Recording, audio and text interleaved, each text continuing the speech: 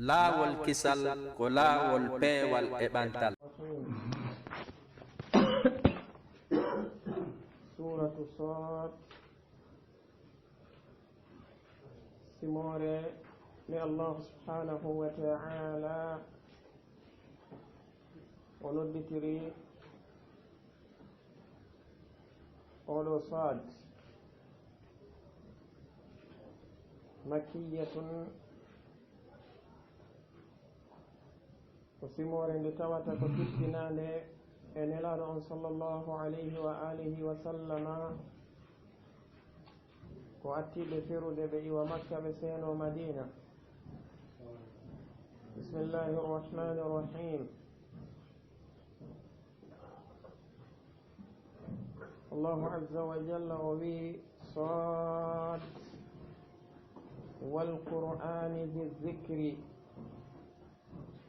بل الذين كفروا في عزة وشقاق. أنك الله عز وجل وي صاد وفؤري كان يقول له شرط والأودو حرف وتواتك حرف من حروف الهجائية، حرف من الحروف المقطعة التي في أوائل بعد الصور. ولو حرف الصاد وحرف متوتك جيادو إليلو حروفاجي كادو حال عرب. كان يقول حرف الصاد وأجيادو إليلو حروفاجي دي الله جل وعلا وودي حروفاجي دي توتك تجادي ɓe o fuɗɗori yoga e corteji ka qur'anare makko teddunde. ɓe gandi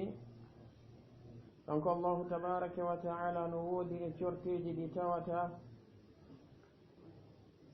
ko o fuɗɗori ɗum ko harfu gooto. sifa wana ngol ɗo cortewol ngol wonde nge muɗum ɗo woni oɗo suratu Sad. ko wana noon ngol ɗo cortewol suratu Qaf. ko wana noon ka suratu Qalam kanko allahu tabaraka wa ta'ala o fuɗɗori Nun. corteji goo kanko allahu jalla wa ala o waɗi ɗum hurufaje ɗiɗi. sifa Yasin kañum ma Hamim kañum ma e Tasin. corteji goo kanko allahu jalla wa ala o fuɗɗori ɗum hurufaji tati. sifa Alif Lam Mim, Alif Lam Ra e Ta Sin Mim. corteji goo o fuɗɗori ɗum hurufaje nayi. sifa Alif Lam Mim Sad. walla wi'en cortewol goo o fuɗɗori ɗum hurufaje nayi. ɗum woni Alif Lam Mim Sad e Alif Lam Mim Ra. kanko allahu jalla wa ala o fuɗɗori cortewol goo hurufaje jowi. ɗum woni Kaf, Ha, Ya, Ain, Sad. idan kanko jom meɗen tabaraka wa ta'ala no woodi e corteji ɗi o fuɗɗori harfu gooto, goɗɗi o fuɗɗori hurufaje ɗiɗi, goɗɗi o fuɗɗori hurufaje tati, goɗɗi o fuɗɗori hurufaje nayi. cortewol goo ko ngol ɗon tun woni ko o fuɗɗori hurufaje jowi. ɗum woni suratu Maryam. amma si tawi ko harfu gooto ma ɗiɗi ma tati ma nayi ɗum ɗon no ɓuri cortewol gootol. yo noon maana kañum oɗo Sad karamo koɓe ɓen no mari konnguli e muɗum no woodi ɓe tawata o karmokoɓe ɗeɗo mofte kamɓe ɓe weeɓitanaki firugol kañum ɗeɗo hurufaje ɗe tawata ko wonde ka fuɗɗode corteji walla ka fuɗɗode yoga e corteji no jiya e maɓɓe ɓe imam ibne kathir ɓe janti fi muɗum woni ɓeɗo wiyeteɓe alkhulafa'u rrashidun أبو بكر الصديق رضي الله عنه عمر بن الخطاب رضي الله عنه عثمان بن عفان رضي الله عنه علي بن أبي طالب رضي الله عنه ɓeɗo e kala jokkuɓe laawol maɓɓe ngol kamɓe ɓe yaari wonde ma'ana kañum ɗeɗo hurufaje ko allahu azza wa jalla woni ko hertori gandal muɗum siko ɗum kadi no itta e abdullah ibne abbas radiallahu anhu konngol goo e maɓɓe ko wona noon no itta kadi e jabir ibni abdillahi radiallahu anhuma kañum abdullah ibni abbas radiallahu anhuma e jabir ibni abdillahi radiallahu anhuma no tabiti e maɓɓe wano imamul qurtubi ɓe fillori noon ka tafsiru maɓɓe wonde abdullah ibni abbas kañumma e jabir ibni abdillahi ɓe landama ko holɗum woni ma'ana sad ɓe maaki wonde la nadri ma hiya ene min anda ko honɗum woni ma'ana ɗum ay ma'ana mum ko allahu azza wa jalla woni ko andi firu ɗum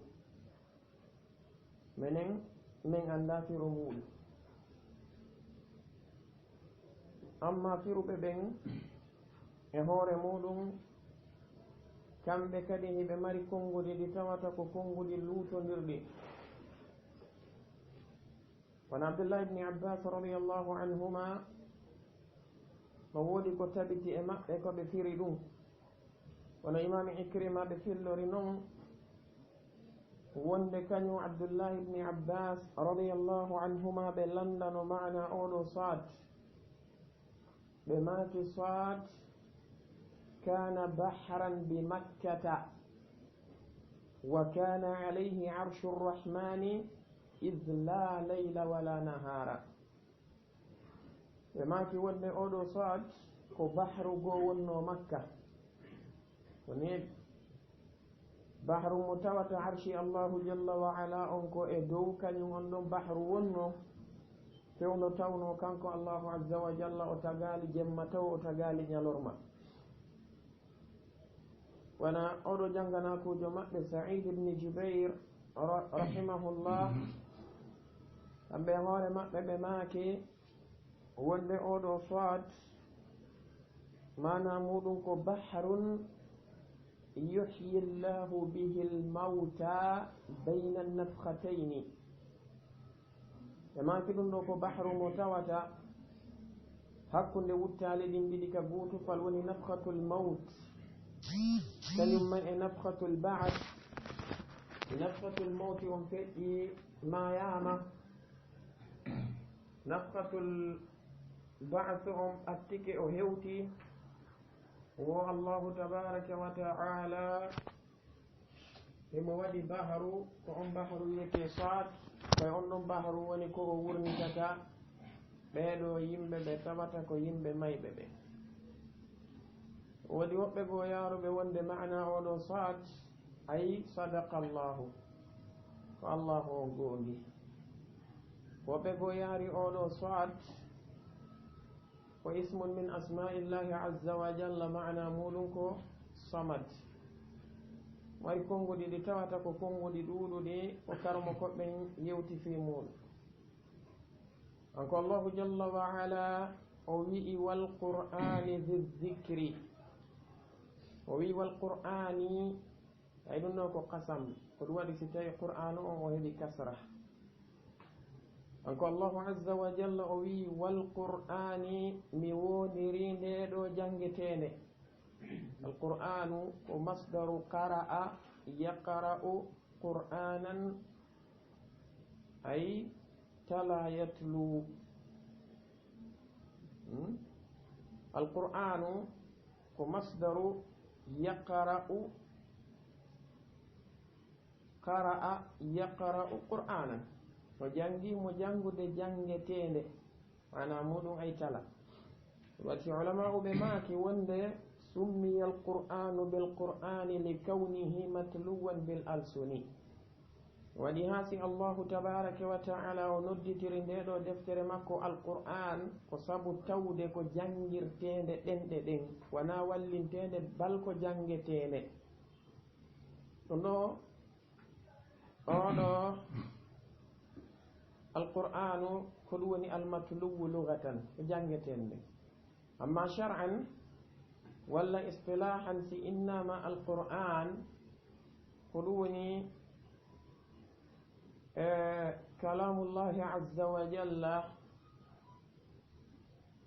alladhi takallama bihi haqiqatan harfan wa sautan wa ma'nan awhahu ila muhammadin sallallahu alayhi wa alihi wa sallam biwasitati jibril alayhi salam ko wiyete alqur'an ko ɗum woni konngudi allahu tabaraka wa ta'ala e kanko allahu jalla wa ala o yewti haqiqatan o yewtiri ɗum kanko allahu jalla wa ala hurufaje o yewtiri ɗum kanko allahu tabaraka wa ta'ala hito o yewtiri ɗum ma'ana o wahyini ɗum e dow muhammad alayhi salatu wassalam tawi ko woni hakkude maɓɓe yettinowo wahyun ko jibrilu alayhi salatu wassalam kanko allahu jalla wa ala o wi wonde o wondiri ndeɗo alqur'anare woni ndeɗo deftere jangetende zizikri oɗo zizikri zi on ɗo ko bi ma'ana sahibi zikri oɗo zizikr karmokoɓe ɓen no mari konguɗi e muɗum kono abdullah ibni abbas radiallahu anhuma kañum may imam muqatil rahimahullahu ɓe maki zizikri ay zilbayani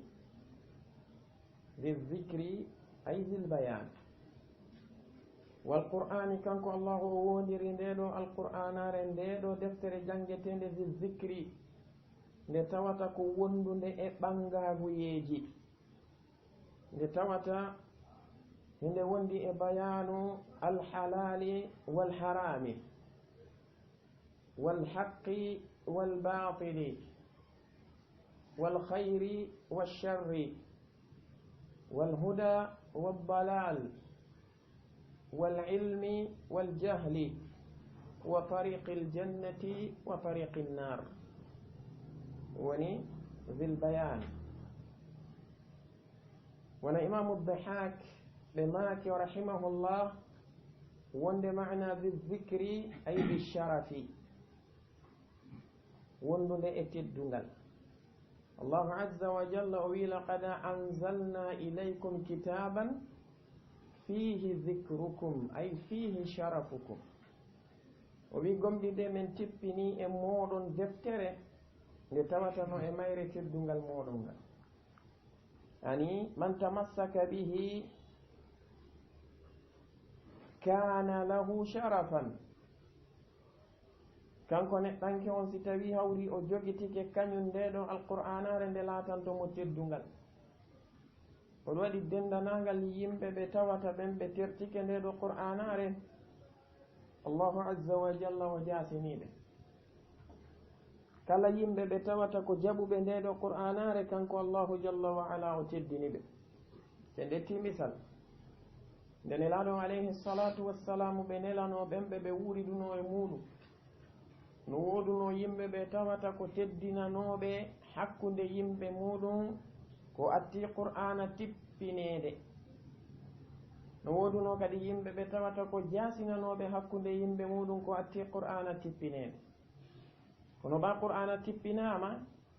ɓen ɓe tawata ko teddinanoɓe e yimɓe muɗum ɓen jaɓuɓe ɓen e maɓɓe allahu azza wa jalla ɓeydani ɓe teddungal saliɓe ɓen e maɓɓe kanko allahu azza wa jalla o jaasiniɓe hattirde jaasugol wona noon ɓen ɓe tawata ko jaasinanoɓe ko hatti qur'ana tippineɗe ɓande tippinama jaɓuɓe ɓen e ɓen ɗon kadi kanko allahu jalla wa ala o teddiniɓe teddungal molanagal salinoɓe jaɓude ɓen o jaasiniɓe ɓuuri kaɓe jaasunoɓe o jaasiniɓe ɓuuri kaɓe jaasunoɓe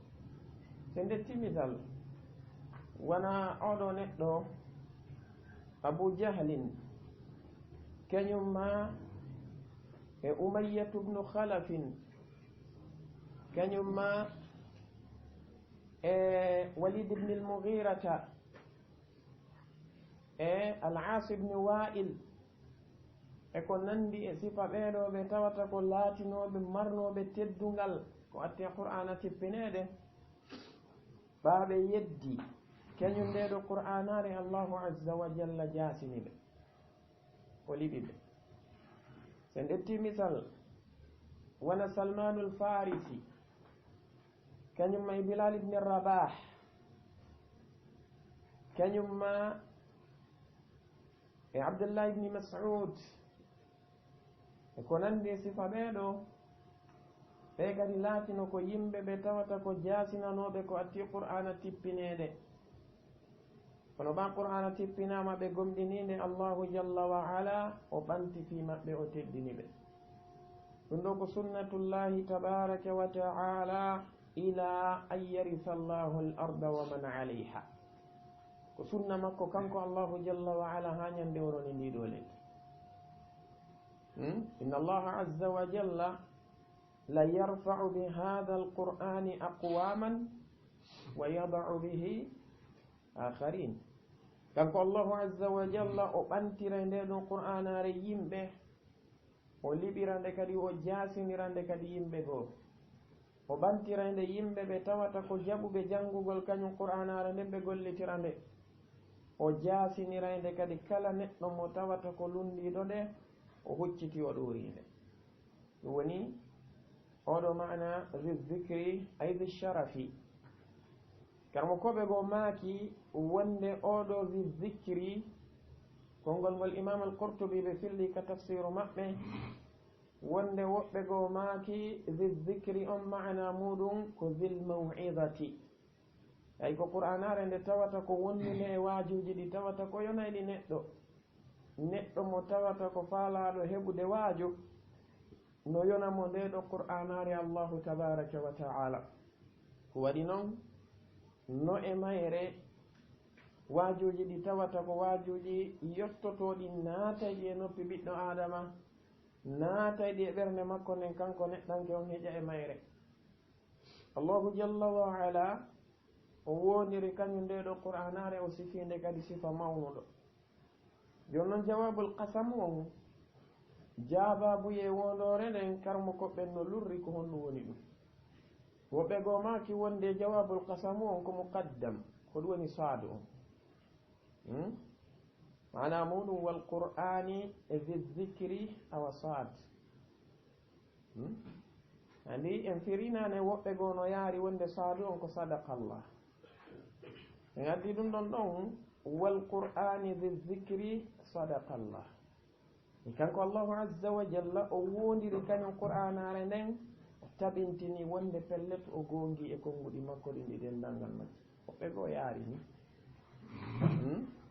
ɗum no wayo si a inni si ɓe innima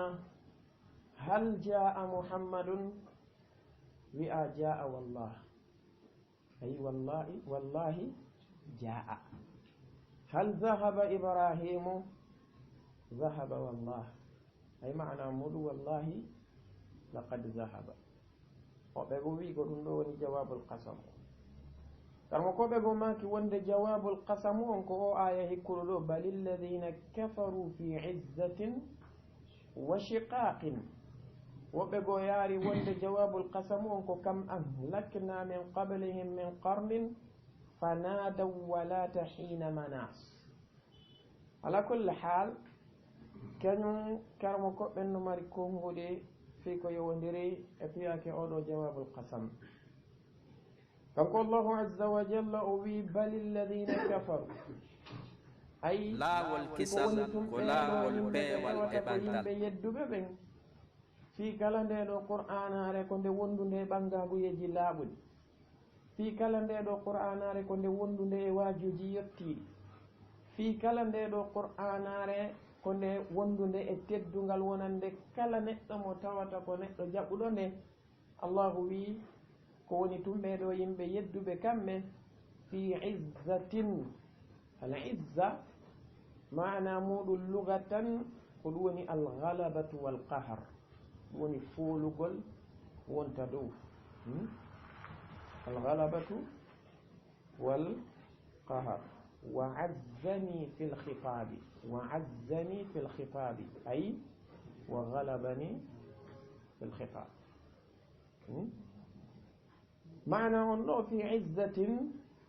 أي في عتو وتكبر من قبول الحق ɓeeɗo yimɓe ɓe tawata ko yimɓe yedduɓe ɓen kamɓe hiɓe e mawnintinagol e ɓurnitare e townitare e jaɓugol oɗo goonga wa shiqaqin ay wa ikhtilafin wa iftiraqin e feccagol e lurrugol e sertugol e oɗo goonga e ndeɗo qur'anare on sen ndaari allahu tabaraka wa taala o sifike ɗo yimɓe heferaɓɓen piiji ɗiɗi wonde hum fi izzatin wa shiqaq kawnuhum fi izzatin ɗum ɗo yajtami'una fiha أما كونهم في شقاق أي في وصف هذا القرآن هم يختلفون فيه سندتي دو كمونينتينagol maɓɓe ka ɓurnitagol maɓɓe e dow jaɓugol oɗo gonga ɓe fof maɓɓe hiɓe foti noon ko kuffaru Quraysh ma ko kuffaru al-ajam kuffaru no wayi wo no wayi ɓe dendanagal maɓɓe hiɓe fotti wonugol maɓɓe fi izzatin ay fi takabburin wa utuwin min qabuli hada alquran e fof ɓe fotti ɗum foti ko keefeero Quraysiyankeejo ma ko keefeero mo tatana Quraysiyankeejo foti ko portojo ma ko ɓaleejo ma kaw iwri wo kaw iwri ɓe fof ɓe fotti ɗo ka mawnintinagol salo oɗo gon amma kawnuhum fi shiqaqin fi wasfi alquran laatagol maɓɓe noon e sertugol ngol ka sifagol qur'ana on ay mana muɗum ko ɓe lurruɓe ka sifagol qur'ana ɓe fotta e konngol gooto no e maɓɓe wiwɓe qur'ana on ko shi'ir ko gimi laaɓuɗi allahu wi ma allamnahu alshira wa ma yanbaghi lahu o wi menen min andinali muhammad alayhi salatu wassalamu gimɗi ɗum kan noon hananamo o fodda e wonugol ñama kala daraja makko tippaki ha ɗum woɓɓe maɓɓe wi wonde qur'anare nden ko nde sihirun yusar woɓɓe maɓɓe wi wonde qur'anare nden ko nde qawlul bashar woɓɓe e maɓɓe wi wonde qur'anare nden ko nde asatirul awwalin iktatabaha fa hiya tumla alayhi bukratan wa asilan woɓɓe goo e maɓɓe wi wonde ko nde tanzilu shayatin cheytanuji ndin tippininde e muhammad alayhi salatu wassalam woɓɓe e maɓɓe wi wonde qur'anare nden taqawwalahu min indi nafsih wonde nelaɗo alayhi salatu wassalam ɓe wowlunde ɓe itti e maɓɓe ɓe wowli konnguɗi heewɗi ko ɗum waɗi si joomi meɗen tabaraka wa taala tigi o holli wonde ɓeeɗo ko ɓe yimɓe ɓe tawata ko ɓe yimɓe luutodirɓe taw e sifagol kañum ɓeɗo qur'anare makko ɓe fotta ko ɓe yimɓe ɓe tawata hiɓe e lurral moolanagal e sifagol ndeɗo qur'anare ɗon ɓe luutodiri wa shiqa o wi kam oɗo kam ko lafzatu takfir ko konngol fi ɗuɗɗingol ayi kam no heewi moƴƴa an lakna komin halki min qablihim ko atti ɓeeɗo yimɓe yedduɓe kañum ndeɗo qur'anare ɗeɗo mofte maɗa min qarnin immorde e hirde fanadaw ɓe ewni faabo kañum ma e tuububuye e gomɗinal fewndo ɓe nanga kono tawi walata hiina fewndo ka ɓe nodduno ɗon ɓe ewni ɗon ɓe wi ɗon ɓe tuubi ɓe jaɓi tawi laataki ɗum sa'a mo tawata manasin ko sa'a daɗal ko sa'a ka dogete ko sa'a ka hisete fanadaw annida'u huwa raf'u saut fanadaw karmo koɓɓe ɓe maaki ay fanadaw bil istighasati wattawba ɓe ewni ɓe sonki ɓe noddi yo ɓe faaɓe yo ɓe walle ɓe tuubi ɓe gomɗini kono tawi walata oɗo maana walata imamu sibaway ɓe maaki wonde ko o mushbihatun bi laysa mana muɗum laysa walata ay mana mum laysa walata hina manasin almanas ko ɗum woni almafar walmanja ko ɗum woni dogirde e bakkitorde e daɗirde mana o fanadaw ay fanadaw bil istighasati wattawbati walata hina ay wa laysa hina dhaka manasin ay waqta mafarrin wa sa'ata manja wa malja famane ay ɓe noddi ɓe ewni tububuye kañumma e faabo kono tawi sanga kaɓe ewni ɗon wona sa'a ka tawata no woodi kaɓe dogira ɓe hisa no woodi kaɓe bakoɓe hisa no woodi kaɓe bakoɓe daɗa tawi on saati ɗum ala ko waɗi noon ɓe nanngama wonkiji maɓɓe ɗi nanngama eyi firaunu alayhi lla'ana allahu azza wa jalla o wi hatta ida adrakehu lgaraqu qala amantu annahu la ilaha illa alladi amanat bihi banu israila wa ana min almuslimin wono mo hikkanaɗo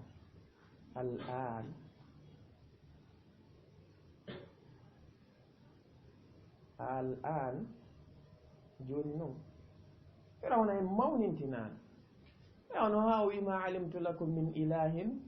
gayri hay iblisa susali wolde o yehi ha o wi ana rabbukum al'ala iblisa e bonde susali kanko firawna o fewti annabi Musa o wi la in ittakhadta ilahan gayri la aj'alannaka min almasjunin e ɓewre nden tiiɗi ɓen si jomum mi wi inna firawna la aalin fi l ardi wa innahu la min almusrifin ko pellete tawi o townitiki e hoore leydi ndin o ɓe wi moƴa o ɓurtini kadi konki kono oɗo e bewde e tiiɗude bewre ɓa o nanngama o dari o wi amantu annahu la ilaha illa alladi amanat bihi banu israil wa ana min almuslimin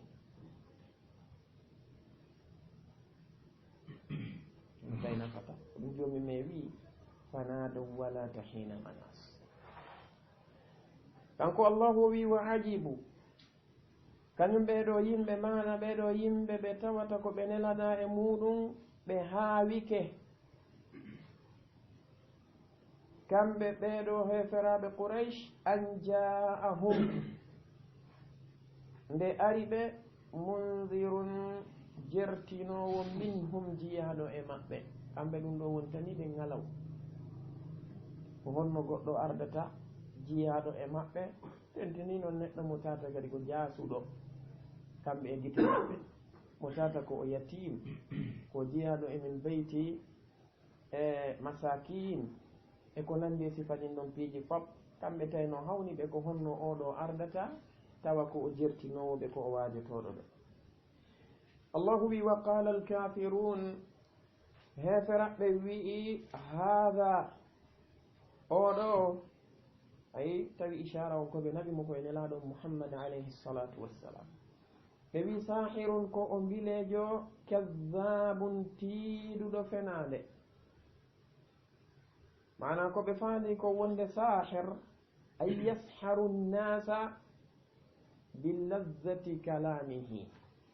o laawol bilɗora kisal yimɓe ɓen ko laawol gakanne peewal e ɓantal. yewtere makko nden ɗum ɓe wiyano yimɓe ɓen wata ɓe heɗo nelaɗo alayhi salatu wassalam si ɓe heeɗike ɓe nelaɗo on bilɗotoɓe yewtere nden no yuɓɓi yewtere nden no nanini yewtere nden no laaɓa yewtere nden no foti ɓe watti ɗon kadab ay fi da'wahu min annubuwati warrisala wonde ko o wi'i kon ko o nelaɗo ko o annabajo ɗum wona gonga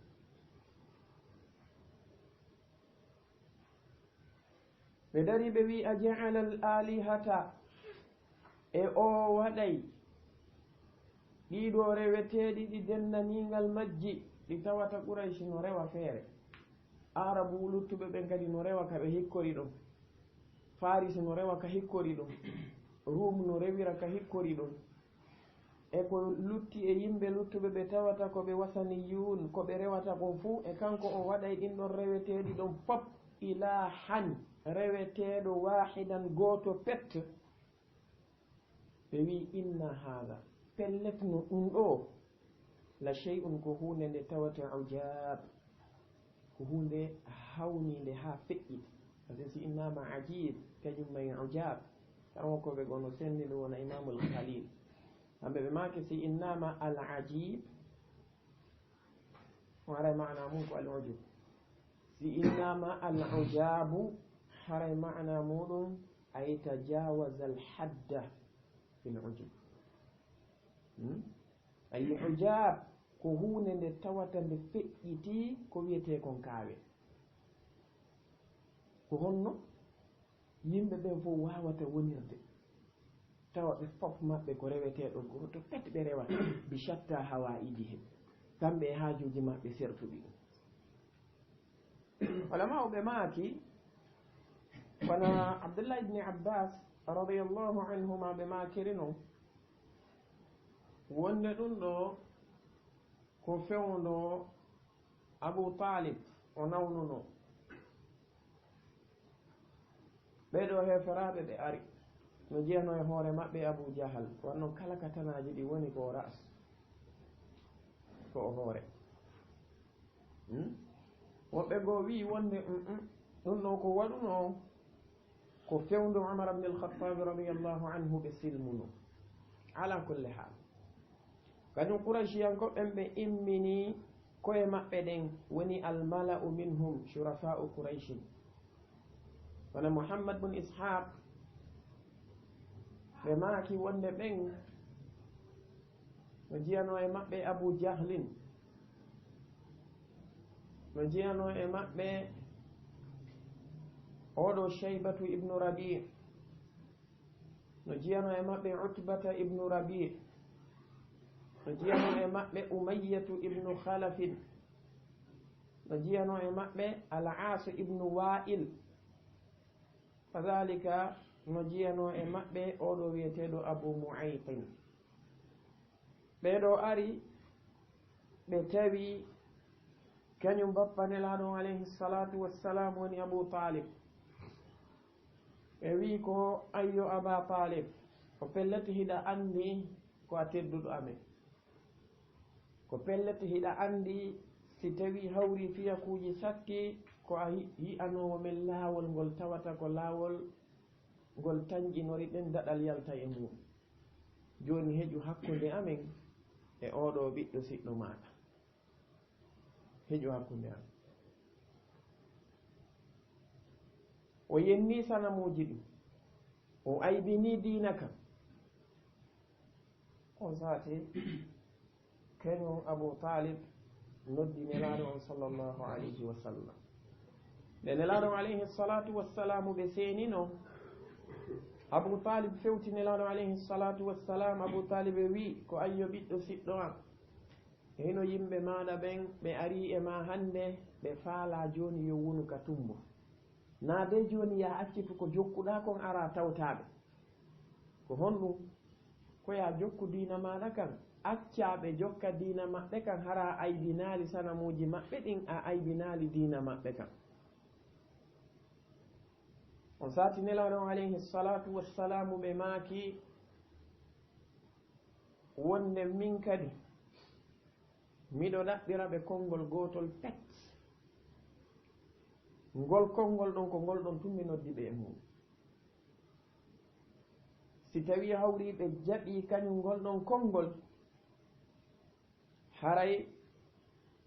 arabu ko lutti kon fof jogitantoɓe teddungal jaasa e ley maɓɓe yimɓe luttuɓe ɓe fof ɓe wona arabuɓe ɓen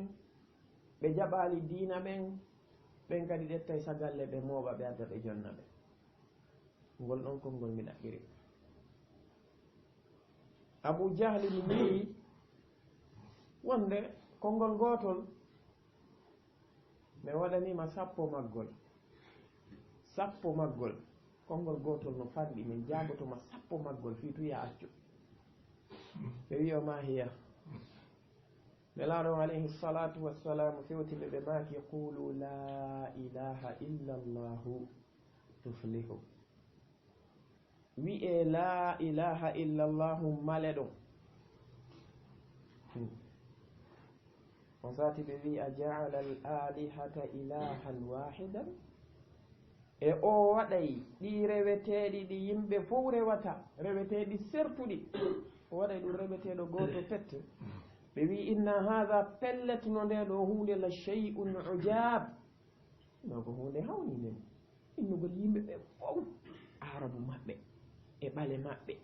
kañum e porto maɓɓe e ko nandi e muɗum ɓen ɗon fof e haajuji muɗum sertuɗi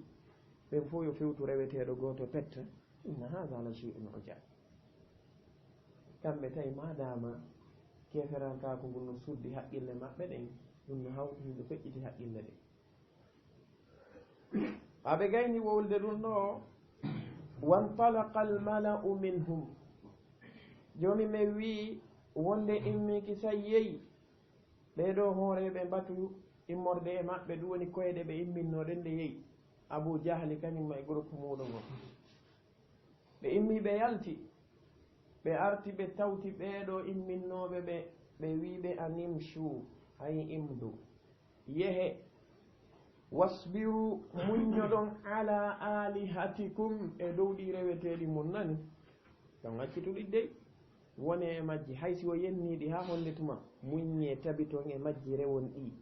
haysi o aydiniɗi ha honde tuma muññe jogito ɗon ɗi wata on seluɗi ɓe wi inna hatha pellet no ndeɗo hunde ayi ndu noddandu ndu oɗo woni e noddude ɗo la shay'un ko hunde nde tawata yurat ko fandorande goɗɗum woɓɓe maɓɓe wi wonde maana on la shay'un yurat ay ko hunde nde tawata ko nde o fandori teddungal yo en fof meɗen en iwtir ɓaawo makko kanko o wona kohojo meɗen on enen woni jasuɓe ɓen ɓaawo makko andi firawna yimɓe mum ɓe ngari ko ɗum wino annabi Musa annabi Haruna ɓe wi a jitana li talfitana amma wajadna alayhi aba'ana wa takuna lakum alkibriya'u fil ardi wama nahnu lakuma bimuminin ene Musa an a arumen ɗo an e kotoma fiyon ittu men ɓoron men e ko baabiraɓe amen ɓe rewayno kon ko mawɓe amen ɓe rewayno kon teddungal ngal wonana on ka hoore leydi ɗo hara joni koye men iwtir ɓaawo moɗon ɓe wi kamɓe ɓe gonɗinta ɓe wattaɓe ana nafsu chey kadalika qala alladina la ya'lamuna mithla qawlihim tashabahat qulubuhum woni woni alhaali maɓɓe ɓe dendangal maɓɓe kamɓe heferaɓe a sikkay ɓe wasiyodira e woni alkufru ko milla wahida e dari ɓe wi inna hatha la shay'un yurat ɗum ɗo ko hunde fandorande ni heɓugol teddungal kañum may yeeso yaada karmo koɓe go yaari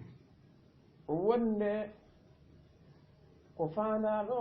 oɗo hatha ishara on ko yehi ko ila islami Umar ibn al-Khattab ay ko pellet silmugol Umar ibn al-Khattabi ngol illa shay'un yurad ko hunde fandorande goɗɗum mana muɗum ko hunde fandorade yirbingol non joni Quraysh par ce que siko doole Umar no mari na goto kala suusi darade yeeso Umar si tawi hawri ko fasaha wawugol yewtere hara ko yewtere laaɓude Umar ibn al-Khattab radiyallahu anhu no laawol kisal waɗi ko hay laawol naati peewal ka e daari ɓantal ladwa ko atti Umar filmude fi ndaarugol ko honno heɓirta pehe fi no ɗamminira da'wa nelaɗon alayhi salatu wassalam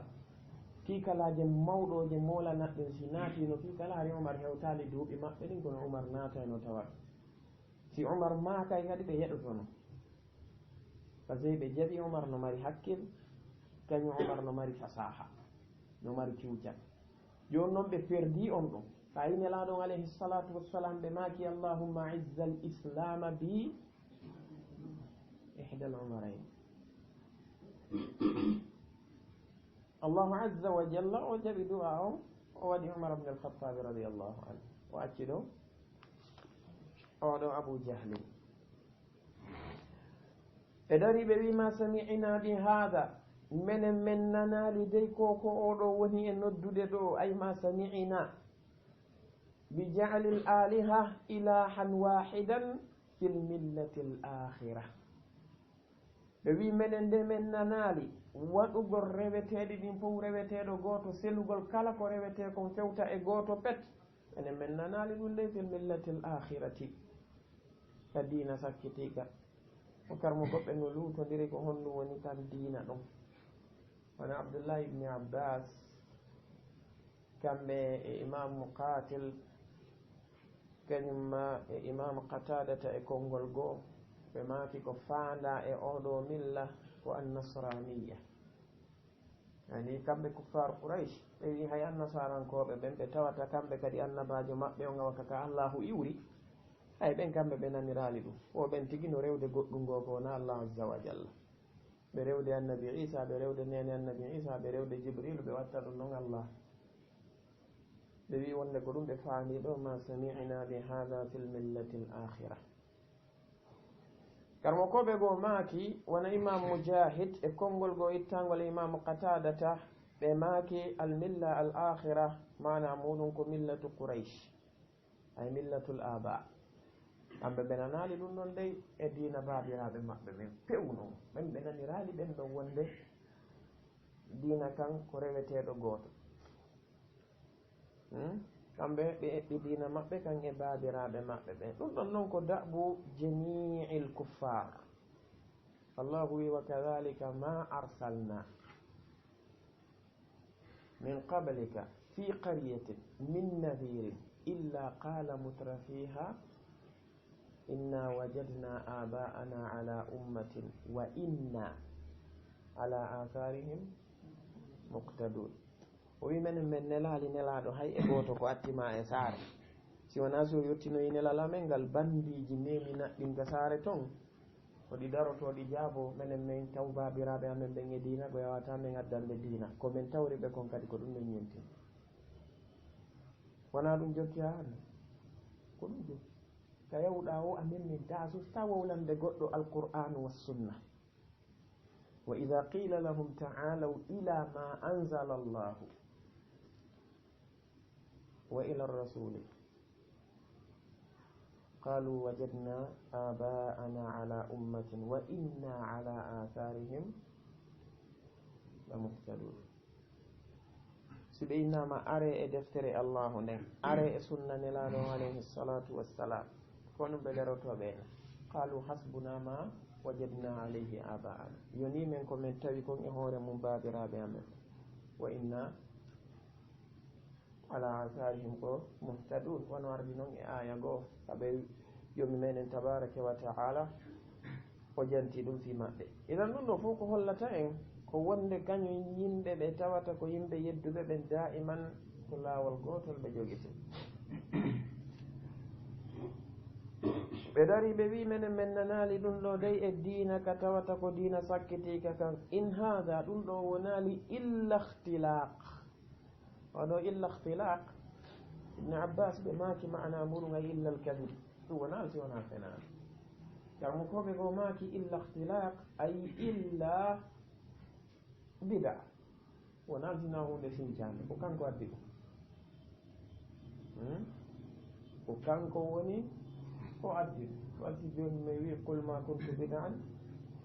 ena rusul wi o ɓe wonde min mi laataki de ko min woni sincuɗo nelal ko min atti nelede ɓe dari ɓe wi a unzila alayhi dhicru min baynina ene hara tippina e dow oɗo nguɗo waajo hakkunaji meɗen ɗo enen kanko mo tata ko alyatimajo miskino wonirɗo ni e ni e ni e ni e ni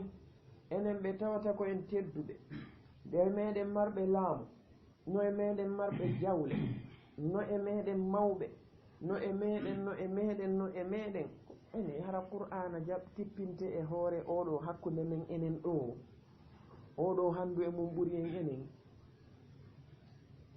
ena joni ɓe wiiri noon wonde wa qaalu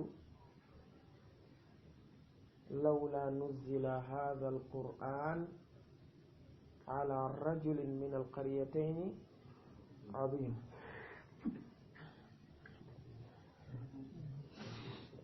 ɓe inni honɗum haɗi ndeɗo qur'anare nde tippini e neɗɗo gooto tedduɗo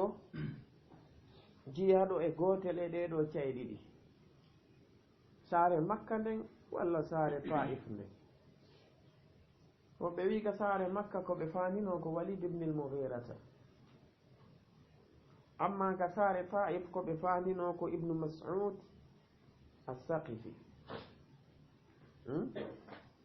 Allahu tabaraka wa ta'ala o wi hum yaqsimuna rahmata rabbika ene ɓe ko kamɓe sendata yurmede joomi maɗa nde ko kamɓe andi ko hombo handi e muɗum ko ɗum waɗi kanko joomi men o wi e aya goo wonde Allahu a'lamu haythu yaj'alu risalatahu kanko e mo andi ko on to watta nelal makko ngal ɗo o wattani ɓe neɗɗo soɓuɗo na wonɗo o watta nelal makko ngal e muɗum ka o watta ɗon nelal makko ngal o préparé ɗum ko atti nelal ngal arde eyi ɗo ɓe wi a unzila alayhi dhicru min baynina ene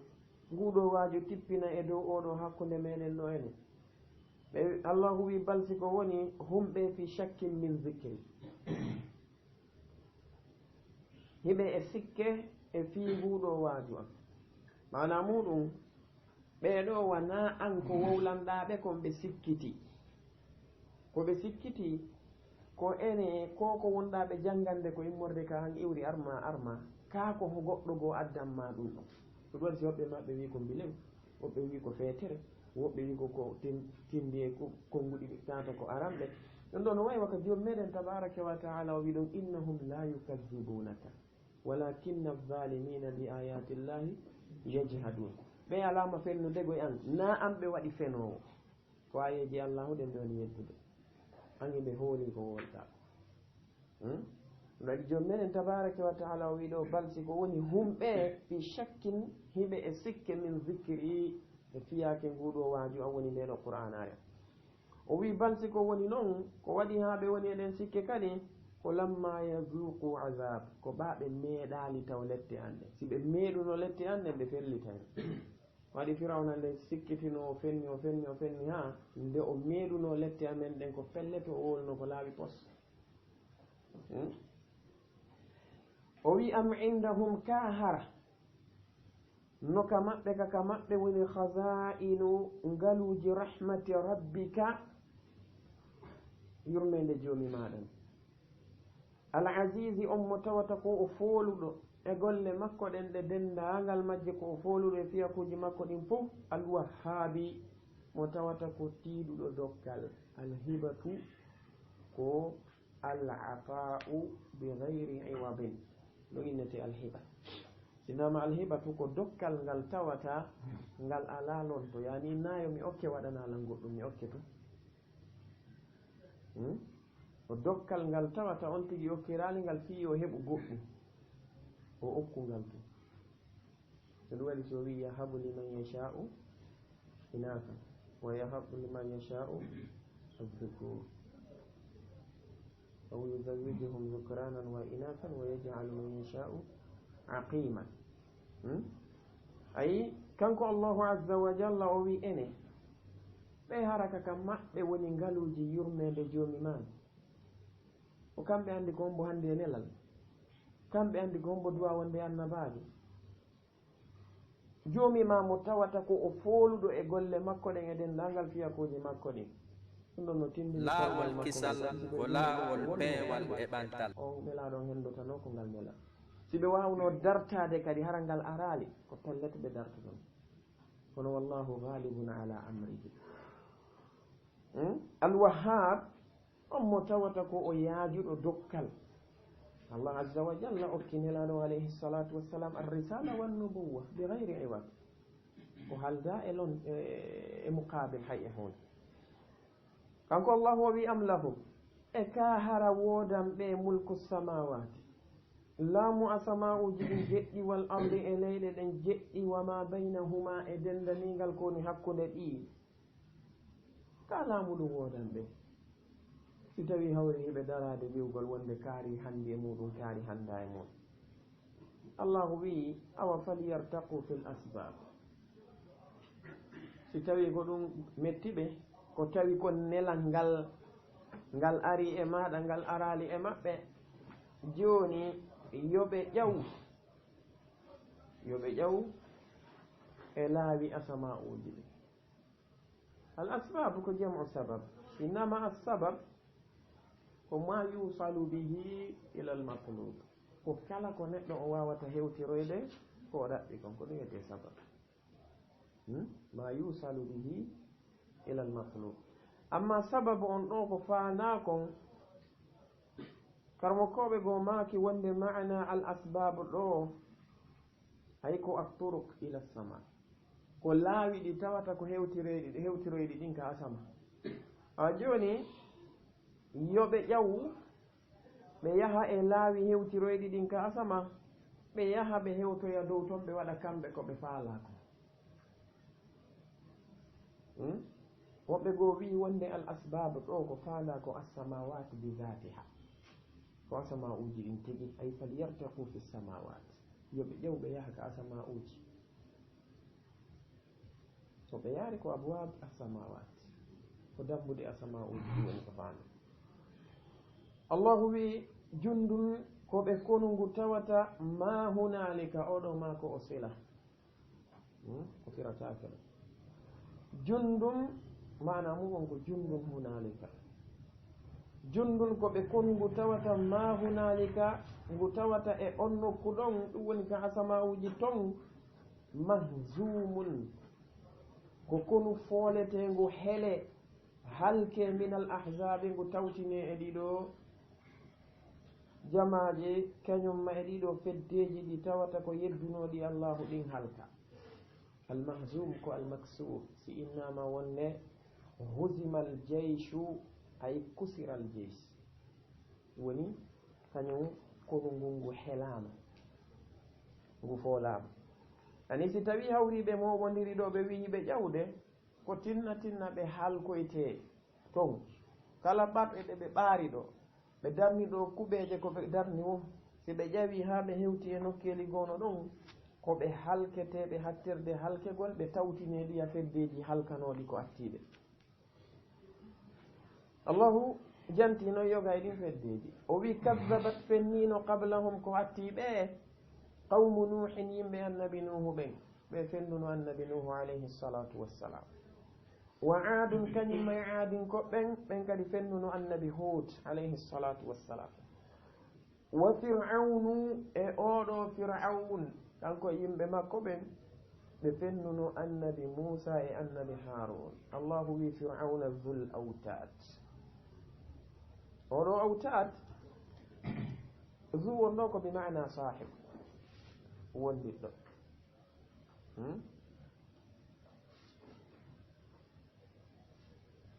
zu on ɗo ko bi mana sahib andi zu no ara nokkugo hara ko rab no ara nokkugo hara ko sahib famami mana on ɗo noon ko sahibul autad ay zul autadi wondiɗɗo ɗiɗo al autad kamo koɓe no mari ko huuɗe ɗum wano ibne abbas radiallahu anhuma kañum may imam muqatil ɓe maaki wonde al autat afan imamu dahak ɓe maaki wonde al autat zul autadi ay ko zu al bina'i ko jomiraɗo mahodiji. ibne abbas ɓe maaki ko zul bina'i l muhkam ko wondunoɗo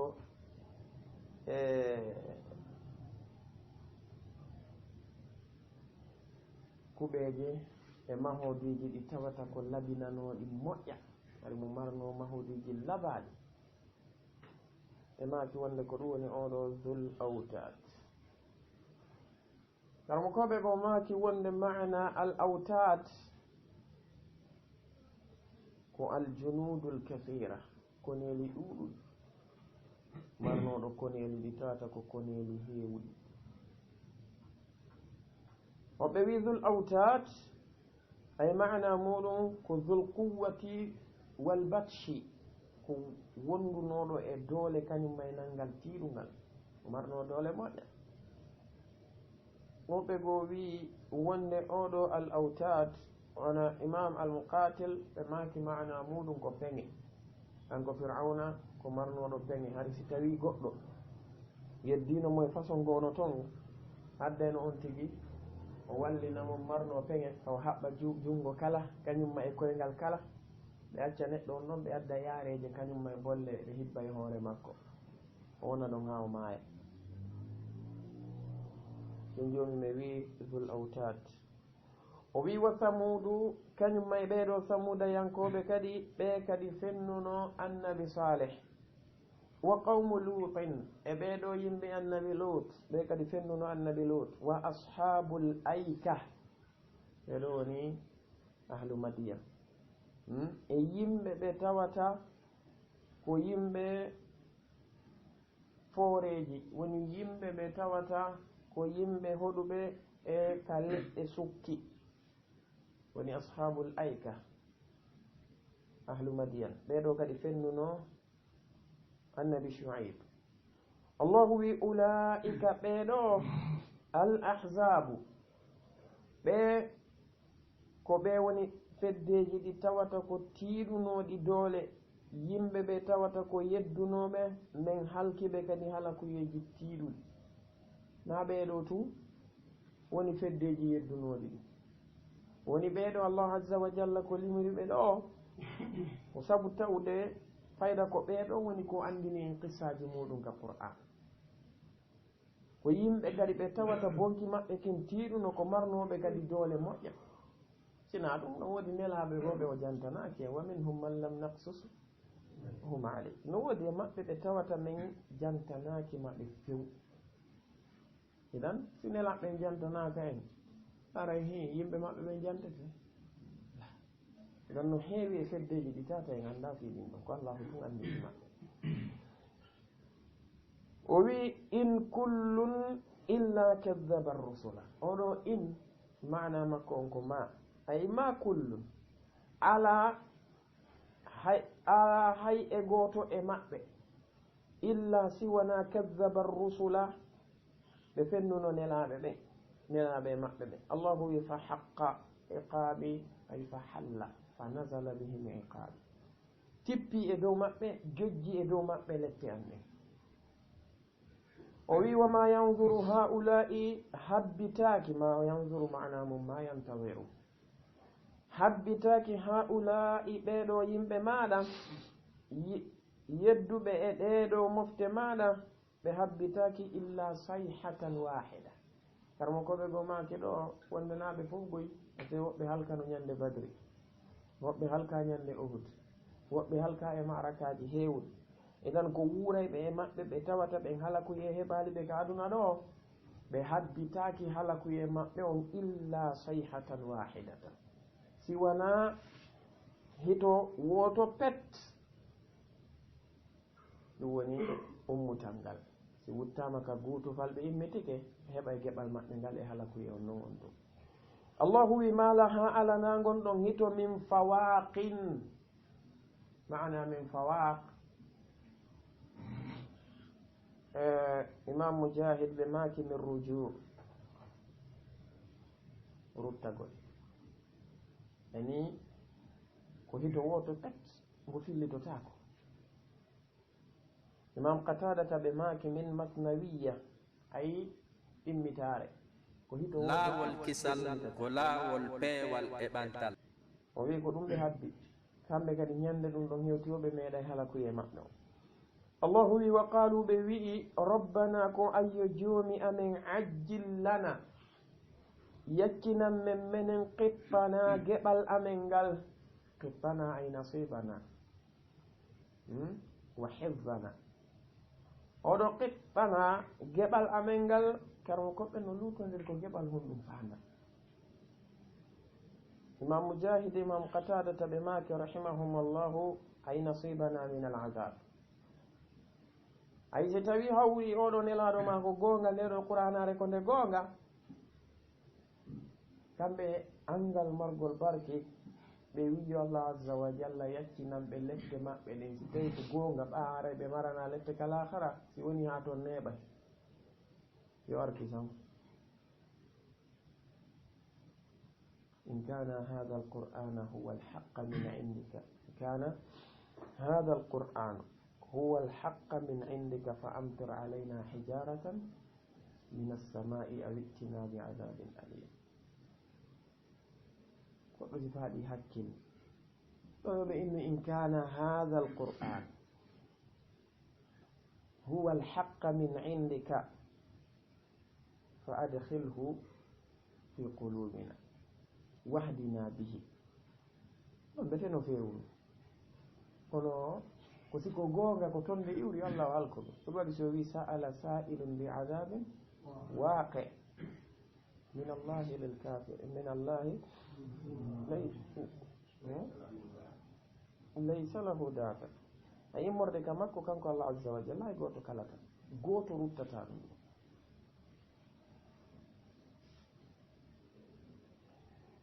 woɓɓe goo wi wonde oɗo qittana ay ko nasibana min aljanna. Imam Al-Hasan Al-Basri ɓe maki koɓe fandi ɗo ko si tawi ko gonga aljanna no woodi ha kamɓe ɓe walaki ummutal no woodi awa nema ko won ton ko yoɓe addane ɗo, kamɓe ɓe nemino ɗo gasa nde wotere. wa qalu rabbana ɓe wi ko ayyo joomi amen ajjil lana yaccinan min qippana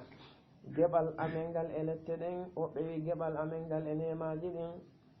qabla ko atti yawmil hisabi ñalande hasbore nden, ay addan men ɗum ka gurdam aduna ɗo yo ɗum ɗon hewtoy. ɗo fof ko hollugol wonde ɓe gomɗi na awa ko woni wadde ko waɗoyta ton ko kamɓe ɓe hoolaki ngal ɗon ñallal no woda.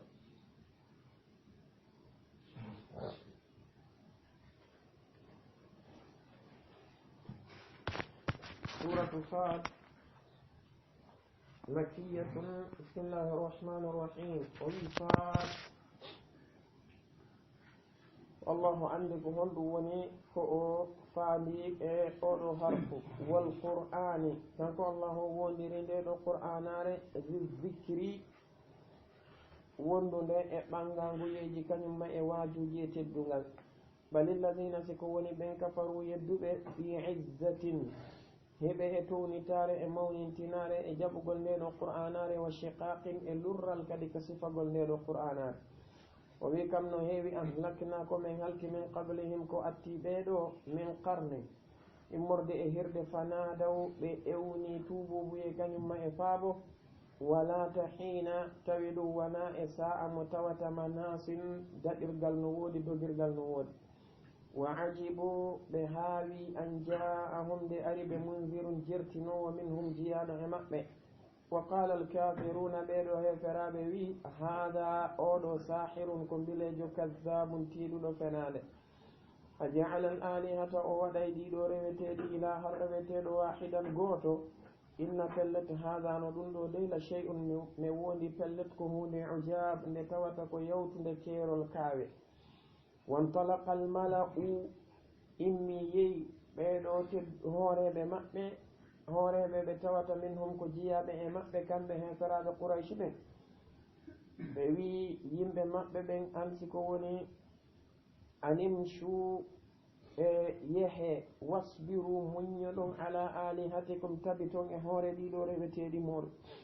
inna hada pelletno ko mi yi'i ɗo la shay'un ko hunde nde tawata yuradu ko fandorade teddungal kañum e waɗugol luttuɓe ɓen ɓawoɓe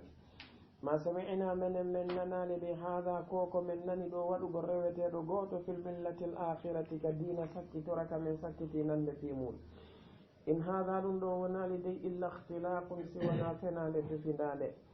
a unzila e hara tippine alayhi e dow oɗo azzicru nguɗo waaju min baynina hakkude meɗen ɗo enen ɓe tedduɓe ɗo allahu wi balsiko woni humɓe fi shakkin hiɓe e sikke tiiɗuɗe min zicri e fi nguɗo waaju am ɗum noon balsiko woni ko addi haaɓe woni e ɗum lamma yazuqu ko ɓaaɓe meeɗali azabi lette anne o wi am indahum ka haraka maɓɓe woni khaza'inu ngaluji rahmati rabbika yurmede joomi maɗa ɓe al azizi kanko fooluɗo e dendagal fiyakuji makko ɗin alwahhabi mo tawata ko yaajuɗo dokkal am lahum ka wodanɓe mulku samawati laamu asama'uji ɗin wal ardi e leyɗe ɗen wa ma baynahuma e konko woni hakkude majji falyartaqu awa yoɓe ƴew fil asbabi ɓe yahaka asama'uji yoɓe ƴew ɓe rewraka dambuɗe asama'uji ɓe hewtoya dow to o wi jundum ma hunalika koɓe konungu tawata pellet ton mahzumun ko ɓe heleteɓe ɓe halke minal ahzabi ɓe tawtini e ɗin feddeji ɗi tawata ko halkanoɗi ka arande kazabat o pellet fennino ɗe qablahum ko atti ɓeɗo qawmu nuhin yimɓe annabi nuhu ɓen wa aadun kañum may aadin koɓɓe wo fir'aunu e fir'aunu dul autad o tawata ko o wondunoɗo e peŋe tiiɗuɗe wondunoɗo e koneli ɗuɗuɗi wa samudu kañum may samudayan koɓɓe wa qawmu luutin e yimɓe annabi luutu ɓen wa ashabul aikati e ɓeɗo yimɓe hoɗunoɓe leƴƴe sukkuɗe woni yimɓe madiyana ɓe yimɓe annabi shuaib ɓe